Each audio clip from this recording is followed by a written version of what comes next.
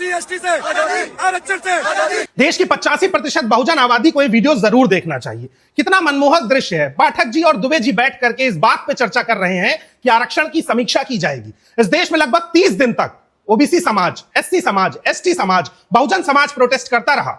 उसके ऊपर लाठियां चली, उसकी बात मानी गई, लेकिन 30 दिन बाद। लेकिन एक दिन का प्रोटेस्ट हुआ, आरक्षण हटाओ आंदोलन, और पाठक साहब पहुंच गए समीक्षा करने के लिए। ऐसा क्यों हो रहा है? इसी को तो सवर्णवाद कहा जाता है, इसी को ब्राह्मणवाद कहा जाता है।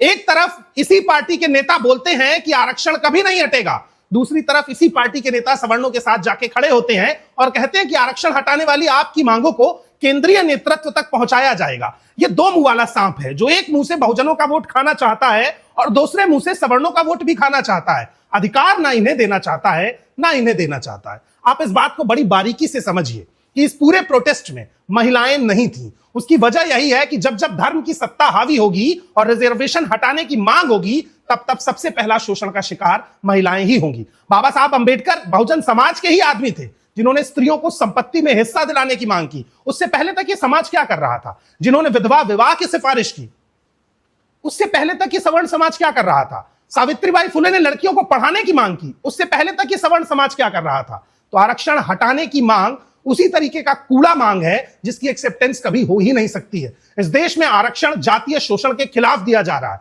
आर्थिक आधार पर नहीं। जब किसी की मूंछ काटते हैं तो जेब में बैलेंस चेक नहीं करते हैं। पाठक साहब तिलक लगा के पहुंच तो गए हैं ये बताने के लिए कि वो सवर्णों के साथ हैं, लेकिन क्या इस देश की 85% बहुजन आबादी पाठक साहब के इस चरित्र को भूलेगी?